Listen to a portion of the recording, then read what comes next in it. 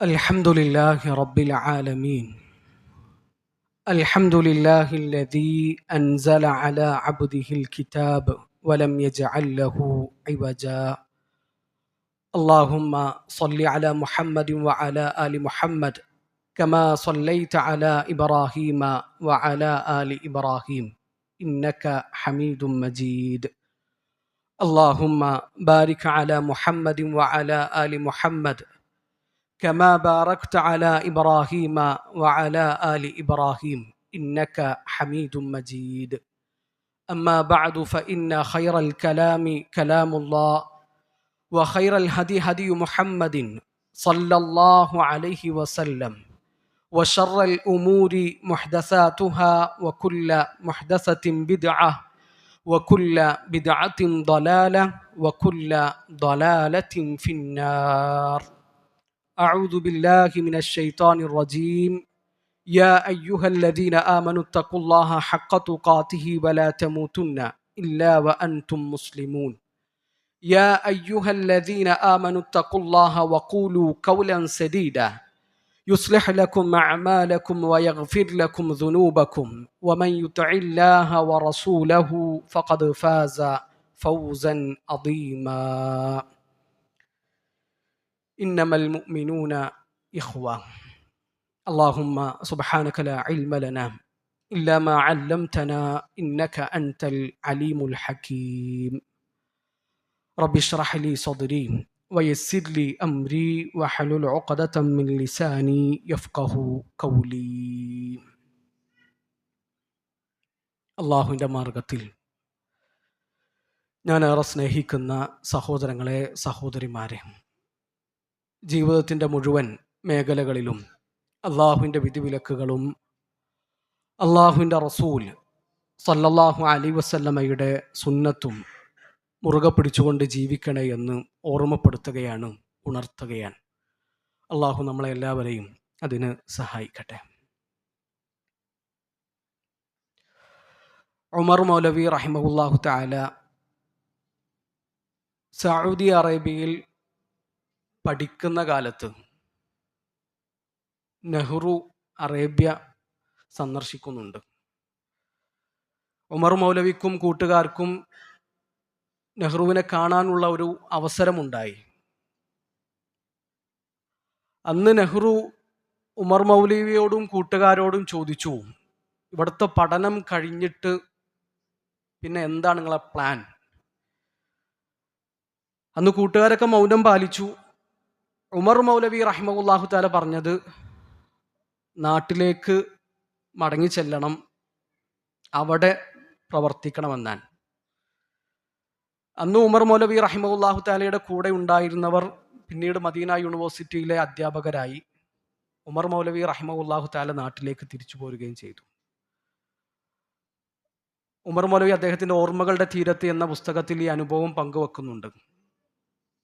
അദ്ദേഹം പറയുന്നത്, നാട്ടിലേക്ക് തിരിച്ചു പോരണം, അവിടെ പ്രവർത്തിക്കണമെന്ന് മറുപടി കൊടുക്കാൻ ചില കാരണങ്ങൾ ഉണ്ടായിരുന്നു.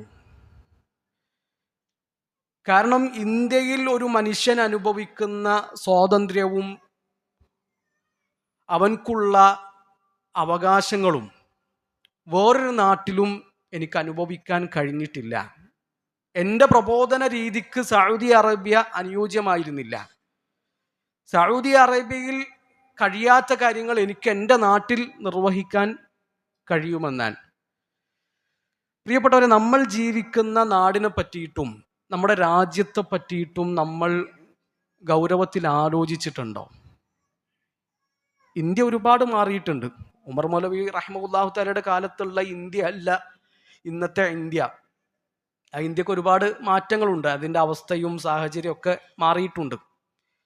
എന്നാലും മറ്റു നാടുകളിൽ നിന്ന് ഇന്നും നമ്മുടെ നാട് ഒരുപാട് മുന്നിലാണ്. നമ്മൾ അനുഭവിക്കുന്ന സ്വാതന്ത്ര്യത്തെ പറ്റിയിട്ടും നമ്മൾ അനുഭവിക്കുന്ന നിർഭയത്വത്തെ പറ്റിയിട്ടും ഈ നാട്ടിലുള്ള സമാധാനത്തെ പറ്റിയും ശാന്തിയെ പറ്റിയും നമ്മൾ ശരിക്ക് ആലോചിച്ചിട്ടുണ്ടോ? അതിൻ്റെ വില നമ്മൾ മനസ്സിലാക്കിയിട്ടുണ്ടോ? ഇതൊക്കെ അള്ളാഹു നമുക്ക് നൽകിയ വലിയ നിഅ്മത്താണ്. ഇങ്ങനത്തെ സമാധാനം നിറഞ്ഞൊരു അന്തരീക്ഷത്തിൽ ജീവിക്കാൻ കഴിയുക എന്നത്. അതിന് നമ്മൾ അള്ളാഹുവിനോട് നന്ദി കാണിക്കണം. അള്ളാഹുവിനോട് നന്ദി കാണിക്കുക എന്ന് പറഞ്ഞാൽ വാക്കുകൊണ്ടും പ്രവൃത്തി കൊണ്ടും മാത്രമല്ല നന്ദി കാണിക്കൽ. ഒരു അനുഗ്രഹം അത് അള്ളാഹു തന്നതാണ് എന്ന തിരിച്ചറിവ്, ആ ബോധ്യം, അത് കൽബ് കൊണ്ടുള്ള ശുക്രാൻ, മനസ്സുകൊണ്ടുള്ള നന്ദി കാണിക്കലാണ്. അള്ളാഹുവിന് നന്ദിയുള്ള അടിമകളുടെ കൂട്ടത്തിൽ നമ്മളെല്ലാവരെയും അവൻ ഉൾപ്പെടുത്തട്ടെ. പ്രിയപ്പെട്ടവരെ, റഫയിൽ നിന്ന് നമ്മൾ കാണുന്ന കാഴ്ചകൾ വേദനാജനകമാണ്. റഫ അതിർത്തിയിൽ നിന്ന് നമ്മുടെ കാതുകളിൽ എത്തുന്ന വാർത്തകൾ വല്ലാതെ നമ്മളെ കുത്തി നോവിക്കുന്നുണ്ട്. അഭയാർത്ഥി ക്യാമ്പുകളിലേക്കാണ് ഇസ്രായേലിന്റെ നരനായാട്ട് പടർന്ന് പിടിച്ചുകൊണ്ടിരിക്കുന്നത്. പാവപ്പെട്ട ഫിലസ്തീനികളെ കൂട്ടക്കൊല നടത്തിക്കൊണ്ടിരിക്കുകയാണ്. ഇവിടെയൊക്കെ നമ്മൾ ചിന്തിക്കേണ്ടത് അവർ നമ്മുടെ സഹോദരങ്ങളാണ്. റഫയിലെ പാവപ്പെട്ട മനുഷ്യരെ ഓർക്കാതെ നമുക്കൊരു ദിവസം കഴിച്ചുകൂട്ടാൻ പറ്റില്ല. ഫിലസ്തീൻ ജനതയെ ഓർക്കാതെ, അവരെപ്പറ്റി ആലോചിക്കാതെ ഒരു ദിവസം നമുക്ക് കിടന്നുറങ്ങാൻ കഴിയില്ല. ആ പാവപ്പെട്ട മനുഷ്യർക്ക് വേണ്ടി നമ്മുടെ കൈകൾ ആകാശത്തേക്ക് ഉയരാത്ത ഒരു ദിവസവും നമ്മുടെ ജീവിതത്തിൽ ഉണ്ടാകാൻ പാടില്ല. നമ്മുടെ നാട്ടിൽ നിന്ന് അവരുടെ നാട്ടിലേക്ക് ആയിരക്കണക്കിന് കിലോമീറ്ററുകളുടെ ദൂരമുണ്ടാകാം. അവർ സംസാരിക്കുന്ന ഭാഷയും നമ്മൾ സംസാരിക്കുന്ന ഭാഷയും വേറെയാകാം. അവരുടെ നിറവും നമ്മുടെ നിറവും വേറെയാകാം. അവരുടെ രാജ്യത്തിൻ്റെ പതാകയും നമ്മുടെ രാജ്യത്തിൻ്റെ പതാകയും വേറെയാകാം. പക്ഷെ നമ്മളെ ഒന്നിപ്പിക്കുന്നത് ഈമാനാണ്. ഇന്നമൽ മുഅ്മിനൂന ഇഖ്വ. ഈമാനുള്ളവർ അവർ സഹോദരങ്ങളാണ് എന്നാണ് ഖുർആൻ നമ്മളെ പഠിപ്പിച്ചിട്ടുള്ളത്. അവരുടെ വേദന നമ്മുടെ വേദനയാണ്. അവരുടെ നൊമ്പരം നമ്മുടെ നൊമ്പരമാണ്. അവരുടെ ഒറ്റപ്പെടൽ നമ്മുടെ ഒറ്റപ്പെടലാണ്.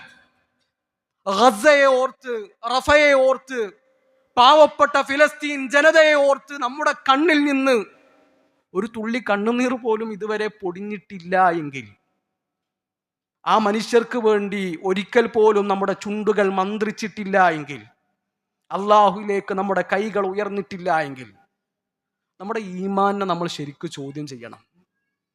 ലാ യുഅ്മിനു അഹദുക്കും ഹത്താ യുഹിബ്ബ ലിഅഖീഹി മാ യുഹിബ്ബു ലിനഫ്സിഹി. ഇവിടെ നമ്മൾ അനുഭവിക്കുന്ന ഈ സ്വാതന്ത്ര്യവും ഈ നിർഭയത്വവും ഈ സമാധാനവും അവർക്കും വേണമെന്ന് ആത്മാർത്ഥമായി കൊണ്ട് കൊതിക്കുന്നത് വരെ നമ്മുടെ ഈമാൻ പരിപൂർണമാവുകയില്ല. ഒറ്റ ശരീരമാണ് എന്നാണ് അള്ളാഹുവിന്റെ റസൂൽ സല്ലല്ലാഹു അലൈഹി വസല്ലം പറഞ്ഞത്. ഈമാനുള്ളവർ ഒറ്റ ശരീരം പോലെയാണ്. മസലുൽ മുഅ്മിനീന ഫീ തവാദ്ദിഹിം വതറാഹുമിഹിം വതആതുഫിഹിം മസലുൽ ജസദ്. പരസ്പരമുള്ള കാരുണ്യത്തിന്റെ കാര്യത്തിൽ, പരസ്പരമുള്ള സ്നേഹത്തിന്റെ വിഷയത്തിൽ, പരസ്പരം ആർദ്രത കാണിക്കുന്നിടത്ത് ഈമാനുള്ളവർ ഒറ്റ ശരീരം പോലെയാണ്. ഒരു ദിവസം പല്ലുവേദന വന്നാൽ അന്ന് രാത്രി നമുക്ക് കിടന്നുറങ്ങാൻ കഴിയുമോ? പല്ലവിടെ വേദനിച്ചോട്ടെ, നമുക്ക് കിടന്നുറങ്ങാന്ന് പറഞ്ഞ ശരീരത്തിലെ ബാക്കി ഭാഗങ്ങൾ കിടന്നുറങ്ങും, വിശ്രമിക്കോ? നമ്മുടെ കാലിലെ നഖം പറിഞ്ഞുപോയ രാത്രി നമുക്ക് ഉറങ്ങാൻ പറ്റിയിട്ടുണ്ടോ? ഉറങ്ങാൻ കഴിയോ? ആ വേദനയിൽ ബാക്കിയുള്ളവരും പങ്കുചേരും. ഉറക്കമൊഴിച്ച് പനിച്ചുകൊണ്ട് ആ അവയവത്തിൻ്റെ ദുഃഖത്തിൽ, വേദനയിൽ ബാക്കിയുള്ളവരും പങ്കുചേരും. അള്ളാഹുവിൻ്റെ റസൂൽ സല്ലല്ലാഹു അലൈഹി വസല്ലം പറയാണ്, ഈമാനുള്ളവർ ഒറ്റ ശരീരം പോലെയാണ്. ആ ഈമാനുള്ള മനുഷ്യന്മാരെ അങ്ങനെ സ്നേഹിക്കുവാൻ നമുക്ക് കഴിഞ്ഞിട്ടുണ്ടോ എന്നാണ് ഗൗരവത്തിൽ നമ്മൾ ആലോചിക്കേണ്ടത്. ഇത് ഫിലസ്തീനുകളോട് മാത്രം കാണിക്കേണ്ട സ്നേഹമല്ല, നമ്മുടെ തൊട്ടടുത്തിരിക്കുന്നവനോട് നമ്മൾ കാണിക്കേണ്ട സ്നേഹമാണ്. നമ്മുടെ തൊട്ടപ്പുറത്തിരിക്കുന്നവരോട്, തൊട്ടപ്പുറത്ത് താമസിക്കുന്നവരോട്, തൊട്ടപ്പുറത്ത് കഴിയുന്നവരോട് നമ്മൾ കാണിക്കേണ്ട സ്നേഹമാണത്. ഈമാനുള്ളവർക്ക് തമ്മിൽ ഉണ്ടാകേണ്ട ആത്മബന്ധമാണത്. അവരെ ചേർത്തു പിടിക്കാൻ നമുക്ക് പറ്റണം. മുഹാജിറുകളും അൻസാറുകളും പരസ്പരം സ്നേഹിച്ചത് എങ്ങനെയാണ്? ആ സ്നേഹത്തിന്റെ ആഴം എത്രയാണ്? മക്കയിൽ നിന്നൊരു ടീം വരികയാണ്, എല്ലാം ഇട്ടെറിഞ്ഞിട്ടാണ് അവർ പോകുന്നത്. പറന്നു വീണ മണ്ണിൽ നിന്ന്, കളിച്ചു വളർന്ന നാട്ടിൽ നിന്ന് അവരുടെ കൂടെ ഉണ്ടായിരുന്നത് ആദർശം മാത്രമാണ്. മക്കയിൽ നിന്ന് വന്ന മുഹാജിറുകൾ രണ്ട് കൈയും നീട്ടി അൻസാറുകൾ സ്വീകരിച്ചു. വന്നവരെ പറ്റിയിട്ട് വലിയ വിവരമൊന്നും അൻസാറുകൾക്കുണ്ടായിരുന്നില്ല. അവർ കൂടെ പഠിച്ചവരല്ല, കൂടെ കളിച്ചു വളർന്നവരല്ല, സഹപ്രവർത്തകരല്ല. വന്നവരുടെ കയ്യിൽ ID പ്രൂഫ് ഇല്ല, ആധാർ കാർഡില്ല. പക്ഷേ അൻസാറുകൾക്കൊന്നറിയാമായിരുന്നു, അവർ ഈമാനുള്ളവരാണ്, അവർ ഞങ്ങളുടെ സഹോദരങ്ങളാണ്, അവർ ഞങ്ങളുടെ ആദർശ ബന്ധുക്കളാണ്. ചേർത്തു പിടിച്ചില്ലേ? എല്ലാം പകുത്തു കൊടുത്തില്ലേ? ഒരു അൻസാരിയായ മനുഷ്യൻ മുഹാജിറിനെ വീട്ടിലേക്ക് കൂട്ടിക്കൊണ്ടുപോവാൻ, എന്നിട്ട് അവരോട് പറയാണ്, എൻ്റെ സമ്പത്തിന്റെ പകുതി ഞാൻ നിങ്ങൾക്ക് തരും, എന്റെ കച്ചവടത്തിന്റെ പകുതി ഞാൻ നിങ്ങൾക്ക് തരും, എന്റെ വീട് ഇതാ പകുത്തു തരാൻ ഞാൻ തയ്യാറാണ്. അതിന്റെ കൂടെ അൻസാറുകൾ ചേർത്തു പറഞ്ഞൊരു വാചകം കൂടിയുണ്ട്, ഒന്നിലധികം ഭാര്യമാരുണ്ട് ഞങ്ങൾക്ക്, നിങ്ങൾക്ക് ഇഷ്ടമുള്ളവരെ ഞങ്ങൾ വിവാഹമോചനം ചെയ്തു തരും, ഞങ്ങൾ ത്വലാഖ് ചൊല്ലിത്തരും, അവരുടെ ഇദ്ദ കഴിഞ്ഞാൽ നിങ്ങൾക്ക് അവരെ വിവാഹം കഴിക്കാം. ആ പറഞ്ഞ വാക്കിന്റെ അർത്ഥം എന്താണ്? മുഹാജിറുകളും അൻസാറുകളും തമ്മിലുള്ള സ്നേഹത്തിന്റെ ആഴമത്രയാണ്. അവർക്കിടയിൽ ഉണ്ടായിരുന്ന ഒരേ ഒരു ചരട്, അത് ഈമാൻ എന്ന ചരടാൻ. പ്രിയപ്പെട്ടവരെ, ഈമാനുള്ളവരെ അങ്ങനെ സ്നേഹിക്കാൻ നമുക്ക് കഴിയുന്നുണ്ടോ? നമുക്കിടയിൽ അങ്ങനത്തെ ഒരു സ്നേഹമുണ്ടോ? ഹൃദയത്തിന്റെ അടിത്തട്ടിൽ നിന്ന് ഈമാനുള്ളവനെ സ്നേഹിക്കുവാൻ നമുക്ക് പറ്റുന്നുണ്ടോ എന്ന് ഗൗരവത്തിൽ നമ്മൾ ആലോചിക്കുക. ഇത് മനസ്സ് നിറയെ ദേഷ്യവും വെറുപ്പും വിദ്വേഷവും പകയും അസൂയയും അഹങ്കാരവുമാണ്. ഇതെന്നാണ് നമ്മൾ അവസാനിപ്പിക്കുക? ഇപ്പൊ ഹജ്ജിന്റെ സീസൺ ആയതുകൊണ്ട് കുറച്ച് ആൾക്കാരൊക്കെ ഒന്ന് നന്നായിട്ടുണ്ട്. കാരണം ഹജ്ജിന് പോകുമ്പോൾ എല്ലാവരും പോയി കണ്ടിട്ട് പറയും, നമ്മൾ ഇക്കൊല്ലം ഹജ്ജിന് പോകുന്നുണ്ട്, അപ്പോൾ നിങ്ങൾ പുറത്ത് തരണം, നമുക്കിടയിൽ എന്തെങ്കിലും പ്രശ്നം ഉണ്ടെങ്കിൽ മാപ്പാക്കി തരണം, വിട്ടുവീഴ്ച ചെയ്ത് തരണം. നല്ല കാര്യമാണ്, അത് തെറ്റാണെന്നോ മോശമാണെന്നല്ല പറയുന്നത്, വേണം.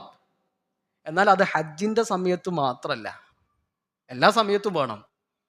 അത് ഹജ്ജിനുള്ള ഒരു ഷർത്തൊന്നുമല്ല. ഒരാൾ ആരോടും മാപ്പൊന്നും ചോദിച്ചിട്ടില്ല, വിട്ടുവീഴ്ച ഒന്നും ചോദിച്ചിട്ടില്ല, അയാൾ ഹജ്ജിന് പോയി, ഹജ്ജിന്റെ എല്ലാ ഷർത്തും നിബന്ധനകളും വാജിബായ കാര്യങ്ങളും റുക്കനുകളൊക്കെ പാലിച്ചിട്ടാണ് അയാൾ ഹജ്ജ് ചെയ്തെങ്കിൽ അയാൾ ഹജ്ജ് സ്വീകാര്യോഗ്യമാണ്. എന്നാൽ ഇതൊക്കെ ചോദിച്ചിട്ട് പോകുന്നതാണ് ഏറ്റവും നല്ലത്. അത് ഹജ്ജിന്റെ സമയത്ത് മാത്രമല്ല, എല്ലാ സമയത്തും ആവശ്യമാണ്. പരസ്പരമുള്ള സ്നേഹത്തിന്റെ കാര്യത്തിൽ മുഹാജിറുകളും അൻസാറുകളും നമുക്ക് വലിയ മാതൃകയാണ് കാണിച്ചു തരുന്നത്. പ്രിയപ്പെട്ടവരെ, റഫയിലെ പാവപ്പെട്ട മനുഷ്യർക്ക് നമുക്ക് കൊടുക്കാൻ കഴിയുന്ന ഏറ്റവും വലിയ സമ്മാനം ഉള്ളറിഞ്ഞിട്ടുള്ള പ്രാർത്ഥനയാണ്, ഹൃദയത്തിൽ തട്ടിയുള്ള പ്രാർത്ഥനയാണ്. റഫയും ഫിലസ്തീനും ഒന്നും നമ്മുടെ വാട്സപ്പ് സ്റ്റാറ്റസുകളിൽ മാത്രം ഒതുങ്ങാനുള്ളതല്ല, ഇൻസ്റ്റാ സ്റ്റോറികളിൽ മാത്രം പരിമിതപ്പെടാനുള്ളതല്ല. ഹൃദയത്തിന്റെ അടിത്തട്ടിൽ നിന്ന് നിഷ്കളങ്കമായ പ്രാർത്ഥന അവർക്ക് വേണ്ടി ഉയരണം. നമ്മുടെ സുജൂദുകളിൽ നമ്മൾ അല്ലാഹുവിലേക്ക് കൈകൾ ഉയർത്തുമ്പോൾ റഫയെ പറ്റിയുള്ള പരാമർശങ്ങൾ ഉണ്ടാകണം, ഫിലസ്തീൻ ജനത ഒരു വിഷയമാകണം, അവർക്ക് വേണ്ടിയുള്ള ചോദ്യങ്ങൾ ഉണ്ടാകണം. ആ ജനത നമ്മളെ പലതും ഓർമ്മപ്പെടുത്തുന്നുണ്ട്.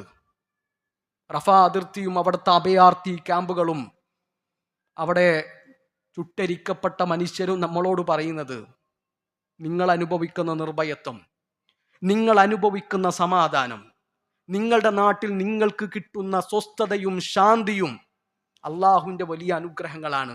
ആ അനുഗ്രഹങ്ങൾക്ക് നിങ്ങൾ നന്ദി കാണിക്കണമെന്നാൽ നമ്മൾ ഉത്തരം പറയേണ്ടി വരും, നമ്മൾ അള്ളാഹുവിനോട് മറുപടി പറയേണ്ടി വരും. മദീന ഉറങ്ങിക്കിടക്കുന്ന ഒരു രാത്രിയിൽ 3 ആളുകൾ ഇറങ്ങി നടക്കുകയാണ്, വിശന്നിട്ട്, വീട്ടിലിരിക്കാൻ കഴിയാഞ്ഞിട്ട്. ആരാണ് ആ 3 ആളുകൾ? അള്ളാഹുവിൻ്റെ റസൂൽ സല്ലല്ലാഹു അലൈഹി വസല്ലമയും അബൂബക്കർ സിദ്ദീഖ് റളിയല്ലാഹു അൻഹുവും ഉമർ റളിയല്ലാഹു അൻഹുവാൻ.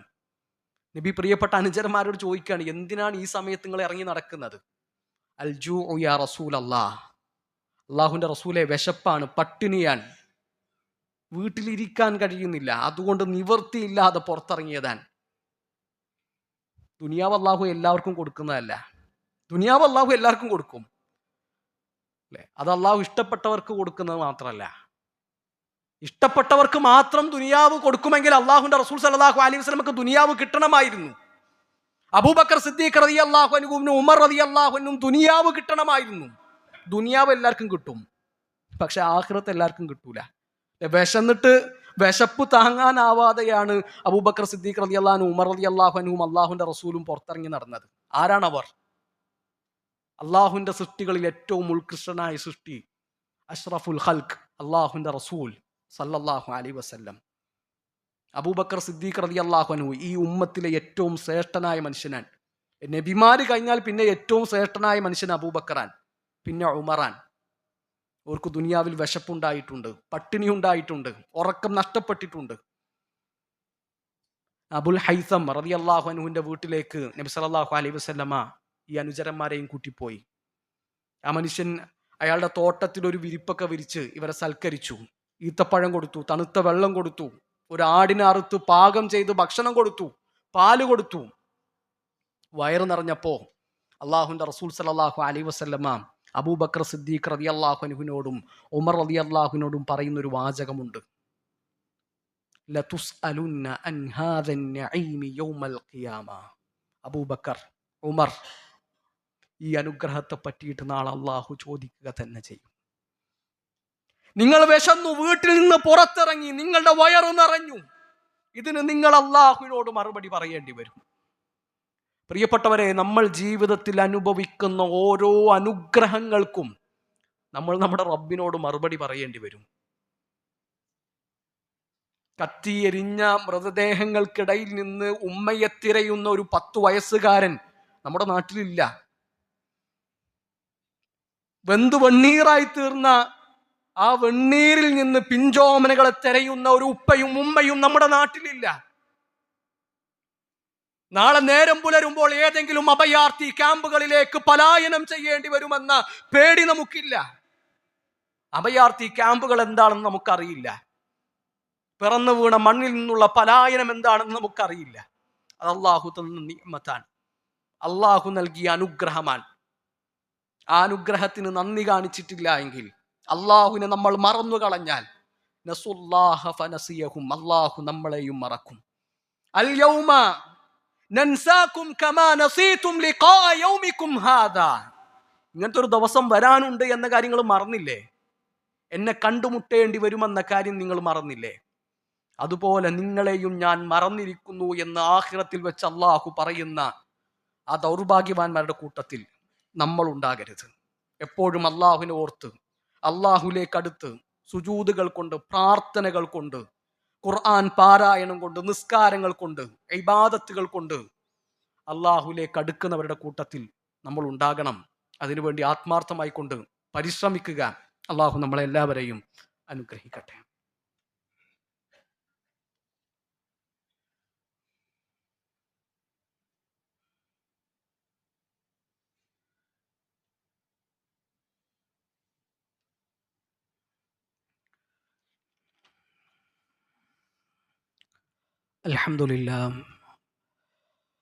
അൽഹംദുലില്ലാഹി റബ്ബിൽ ആലമീൻ.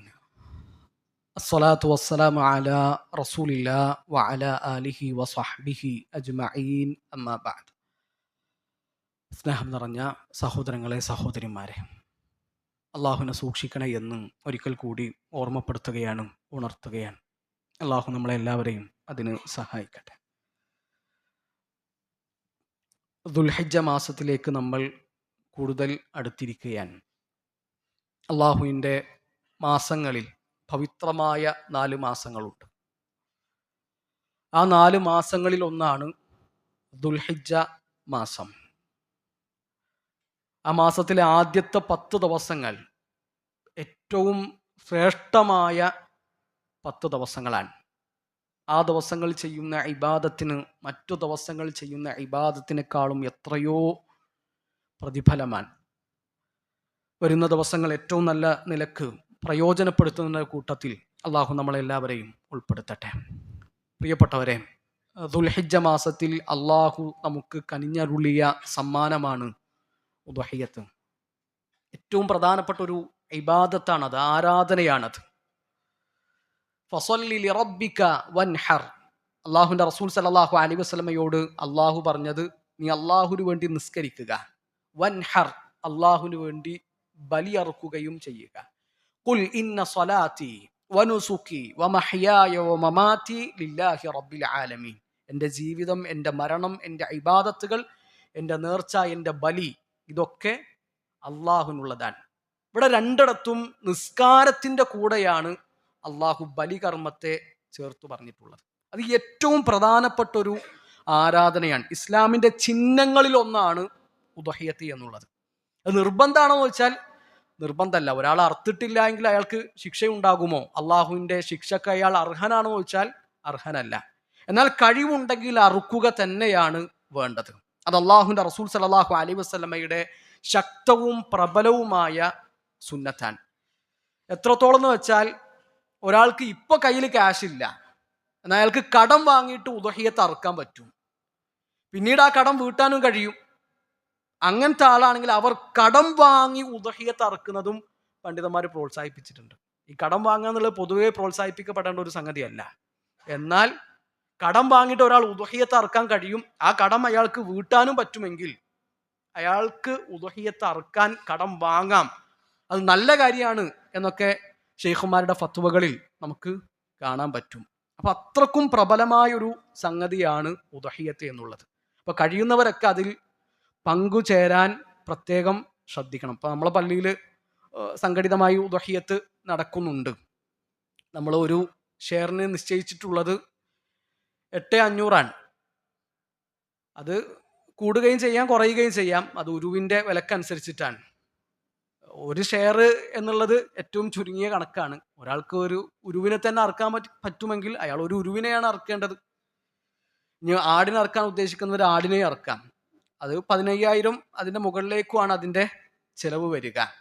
അപ്പോൾ അറുക്കാൻ താല്പര്യമുള്ളവർ, ഷെയർ കൂടാൻ താല്പര്യമുള്ളവർ അവരൊക്കെ കമ്മിറ്റിയുമായിട്ട് ബന്ധപ്പെടേണ്ട നമ്പറും കാര്യങ്ങളൊക്കെ നമ്മൾ പുറത്ത് നോട്ടീസ് ബോർഡിൽ കൊടുത്തിട്ടുണ്ട്. അപ്പോൾ ഷെയർ ചേരുക എന്ന് പറഞ്ഞാൽ മാക്സിമം 7 ആളുകൾക്കാണ്. ഷെയർ ആടിലില്ല, ആടിൽ ഷെയർ ചേരാൻ പറ്റൂല. അത് ഒരാൾ തന്നെ അറക്കണം. 2 ആൾ കൂടിയിട്ട് ഒരാടിനെ അറക്കാം. ഒരു വീട്ടിൽ ജ്യേഷ്ഠനും അനിയനും കൂടിയിട്ട് തീരുമാനിക്കുകയാണ്, നമുക്ക് 2 ആൾക്കും കൂടിയിട്ട് ഈ ബലി പെരുന്നാളിന് ഒരു ആടിനെ അറക്കാം, അത് പറ്റൂല. ഷെയർ മാടിലും ഒട്ടകത്തിലുമാണുള്ളത്. അത് മാക്സിമം 7 ആളുകൾ എന്നുള്ളതാണ് കണക്ക്. 7-ൽ അപ്പുറത്തേക്ക് പോകാൻ പറ്റൂല.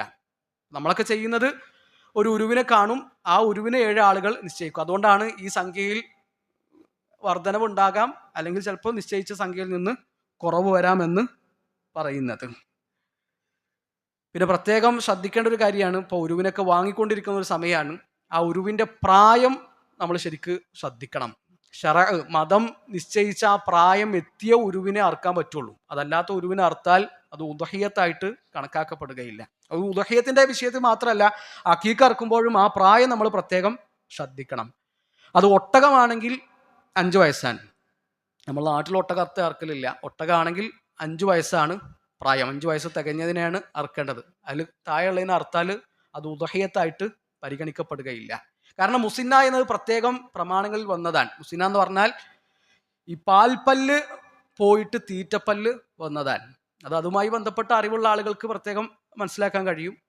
അപ്പം അത് ഒട്ടകത്തിൻ്റേത് 5 വയസ്സാണ്. മാട്, പശുവിൻ്റേത് 2 വയസ്സാണ്. 2 വയസ്സ് തികയണം. ആടാണെങ്കിൽ 1 വയസ്സ് തികഞ്ഞാൽ മതി. 1 വയസ്സ് തികഞ്ഞാൽ അതിനുള്ള പ്രായമായിട്ടുണ്ട്. പല മദ്ഹബുകളിൽ പല അഭിപ്രായങ്ങൾ കാണാം. 2 വയസ്സ് എന്നുള്ള അഭിപ്രായം പറഞ്ഞ മദ്ഹബൊക്കെ ഉണ്ട്. എന്നാൽ 1 വയസ്സായാൽ തന്നെ ആടിനുള്ള പ്രായമായിട്ടുണ്ട്. നമ്മുടെ നാട്ടിൽ കാണുന്ന സാധാരണ കോലാടാണെങ്കിൽ, ചെമ്മരിയാടാണെങ്കിൽ അതിന് 6 മാസം തികഞ്ഞാലും മതി.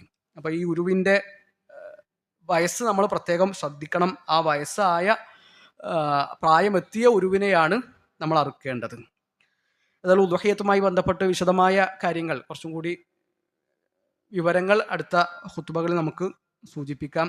അതുപോലെ തന്നെ ഈ ആഴ്ചയിലെ നമ്മുടെ ഫിഖ് പഠനത്തിൽ നമ്മൾ ഉൾപ്പെടുത്തിയിട്ടുള്ളത് ഉദ്ഹിയത്ത് അറുക്കുന്നവർ അറിഞ്ഞിരിക്കേണ്ട മസ്അലകൾ എന്നാണ്. മഗ്രിബിന് ശേഷം എല്ലാ ഞായറാഴ്ചകളിലും നമ്മുടെ പള്ളിയിൽ നടക്കുന്ന ആ ഫിഖ് ക്ലാസ്. അപ്പോൾ അതിൽ പങ്കെടുക്കാൻ കഴിയുന്നവരൊക്കെ അതിൽ പങ്കെടുക്കുക.